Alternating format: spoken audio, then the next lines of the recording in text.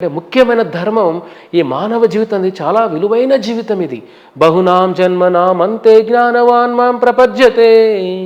అంటే కొన్ని కోట్ల జన్మల తర్వాత జ్ఞానవాన్ అంటే మన మనిషి జీవిత అన్వేషణ మొదలవుతుంది. ఏమిటి ప్రకృతి, ఏమిటి మన చుట్టుపక్కల, ఏమిటి మన ఎక్కడి నుంచి వచ్చాం, మన గమ్యం ఏమిటి, భగవంతుడు అంటే ఏమిటి, మన సంబంధం ఏమిటి.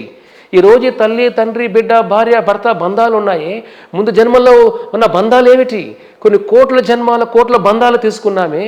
ఈ జన్మలో కొన్ని బంధాలు వచ్చి బంధాలే జీవితమేనా? బంధాలు జీవితంలో ఒక భాగం మాత్రమే. బంధాలే జీవితం కాదు. ఒక బాధ్యత కూడిన జీవితం చేయాలి. ఒక పోలీస్ ఆఫీసర్ సమాజంకి వెళ్తే సమాజం అంతా కుటుంబాన్ని కూడా ఆయన బాధ్యతగా చేస్తాడు.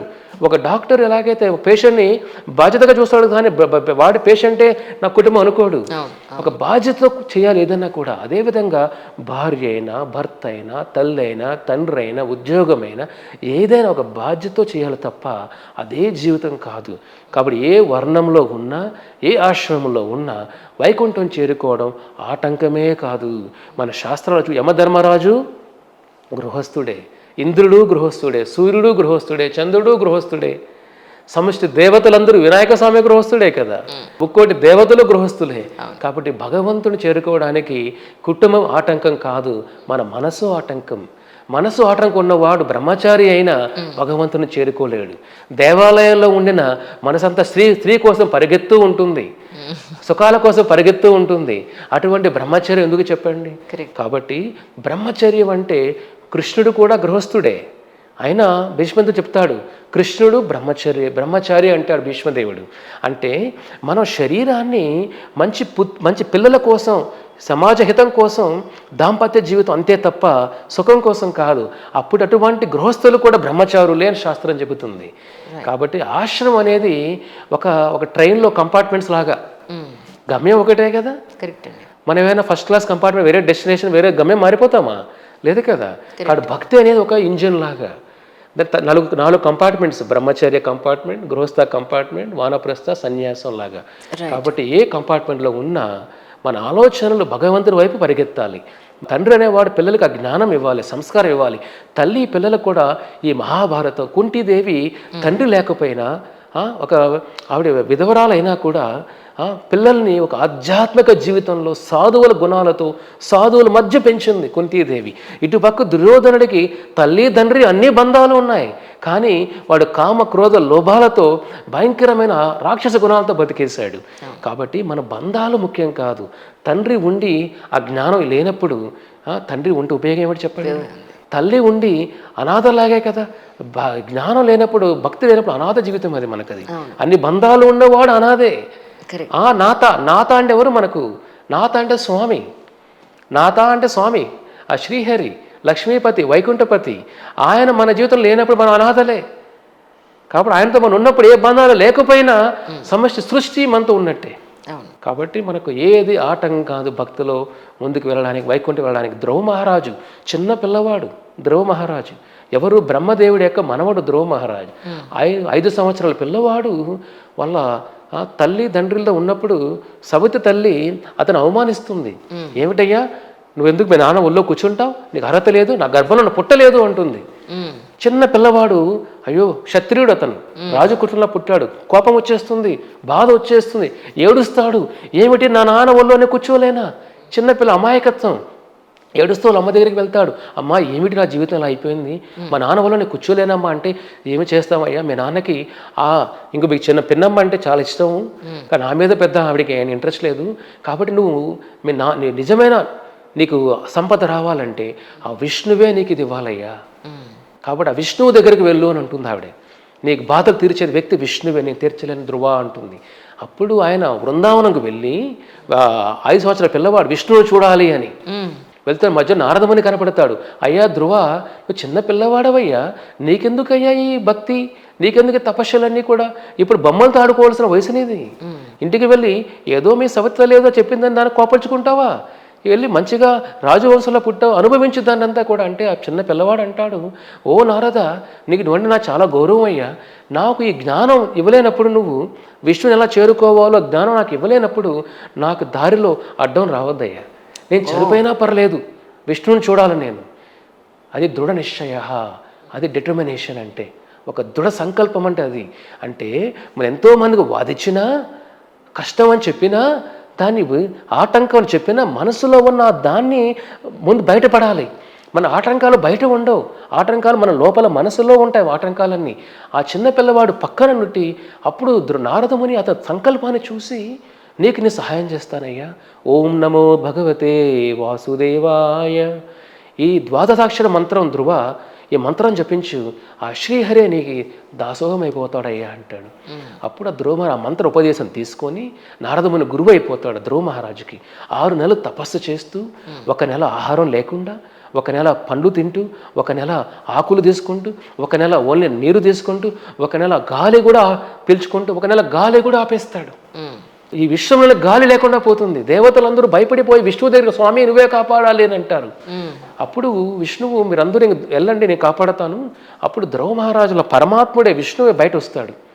అప్పుడు ఆ విష్ణు దర్శనం చూసి 5 సంవత్సరాల పిల్లవాడు. అప్పుడు ధ్రువ, నీ భక్తికి ఏం చేయాలో తెలియట్లేదయ్యా, నా లోకమే నీకు ఇచ్చేస్తానయ్యా. అదే ధ్రువ నక్షత్రం. ఓహో, ఆ విష్ణు వైకుంఠ లోకమే ధ్రువుడికి ఇచ్చేస్తాడు.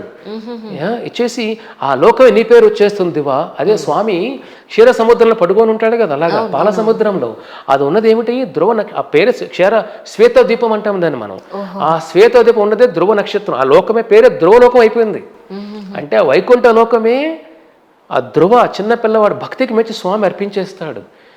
తర్వాత ఆ పిల్లవాడు చూడండి, ధ్రువ నువ్వు మాయలు ఎప్పుడూ పడవయ్యా, సంసారంలో ఉంటావు, పిల్లలు ఉంటారు, ఆ భక్తి ఎప్పుడూ కూడా నీ మనస్సును ఎప్పుడు నీడలాగా నీతోనే ఉంటుంది, నా మీద ప్రేమ నీకు ఎప్పటికీ తొలగదు. కాబట్టి ఆ స్వామి వైకుంఠ లోకమే ధ్రువుడికి స్వామి బహుమతికి ఇస్తాడు. భక్తి అంటే చూడండి, స్వామిని అర్పించేస్తాడు. మనం అడుగుతూ స్వామిని వెళ్ళి, స్వామి చిల్లర అడుగుతాం, స్వామి నాకు అది ఇవ్వు స్వామి, ఇది ఇవ్వు స్వామి. తిరుమల లక్షల మంది వెళ్తారు, మరి ఏమడగాలి, స్వామి గోవింద నాకు నువ్వు కావాలయ్యా. ధ్రువ ఏమడిగాడు, స్వామి నాకు నువ్వు కావాలి. నువ్వు అడిగితే స్వామి అర్పించేశాడే ఆయనకి, ఆ లోకమే అర్పించేశాడే. కాబట్టి సృష్టిలో అన్నీ నాశనమైన ఆ ధ్రువ నక్షత్రం నాశనం అవ్వదు. సృష్టికి అతీతమైన లోకం అది, వైకుంఠ లోకం అది. కాబట్టి చిన్న పిల్లవాడికే స్వామిని అర్పించేస్తే చూడండి, భక్తికి వయసుకు సంబంధం కాదు, కులానికి సంబంధం కాదు. చాతుర్వర్ణమయా సృష్టం గుణకర్మ విభాగశః. ఏ కులంలో పుట్టామో, ఎక్కడ పుట్టాం, ఎవరికి పుట్టాం, ఏ సంబంధం లేదు, ఆత్మధర్మం ఇది. కాబట్టి మీరు అమెరికాలో పుట్టిన వాళ్ళు ఏ కులంలో పుట్టారు చెప్పండి, అమెరికాలో కులమే తెలియదే. వాళ్ళంతా మందు తాగి ఇంత భయంకర ఉన్న వాళ్ళే భక్తులయ్యారు కదా. భక్తి అనేది మనలో ఉన్న, మనకు భగవంతుడి బంధాన్ని మర్చిపోయామే, దాన్ని గుర్తు చేస్తుంది. ఇది కొత్త జీవితం కాదు, ఇది పాత జీవితమే, మర్చిపోయాం మనం. కరెక్ట్. ఆ జీవితం మళ్ళీ గుర్తు చేస్తుంది. కాబట్టి కుటుంబం అనేది ఆటంకమే కాదు. మనసు ఆటంకం ఉన్నవాడు హిమాలయాల్లో ఉండినా వాడు హైదరాబాద్ బిర్యానీ గురించి ఆలోచిస్తూ ఉంటాడు. హిమాలయాల్లో ఉండినా ముందు ఉన్న బంధాల గురించి ఆలోచిస్తూ ఉంటాడు. కాబట్టి బంధాల మధ్య ఉండి కూడా తామరాకు నీటి బిందువులే కమల ధల జల జీవన తలమల. తామరాకు నీటి బిందువు ఉంటే తామరాకు నీటి బిందువు తాకదు, కానీ చూస్తే ఎలా తాకుతుందేమో అని కనపడుతుంది, కానీ తామరాకు నీటి బిందువు దానికి అంటదు, తేమ రాదు. అదేవిధంగా కమల ధల జల, మనం ఏ బంధాల్లో ఉన్నా ఆ బంధాల లోపల కూరుకుపోము. చూస్తే ఓ వీళ్ళు మనలాగే ఉన్నారే అనిపిస్తుంది, దగ్గరికి వెళ్తే ఓ వాళ్ళ జీవితం వేరే. కాబట్టి బంధాలని ఒక బాధ్యతగా తీసుకుంటాం, కానీ బంధాలే జీవితం కాదు. చనిపోయే క్షణంలో మనతో ఏమొస్తుందో తెలిసి అందరికీ తెలుస్తుంది, శ్మశానం అందరూ ఏడుస్తూ ఉంటాం.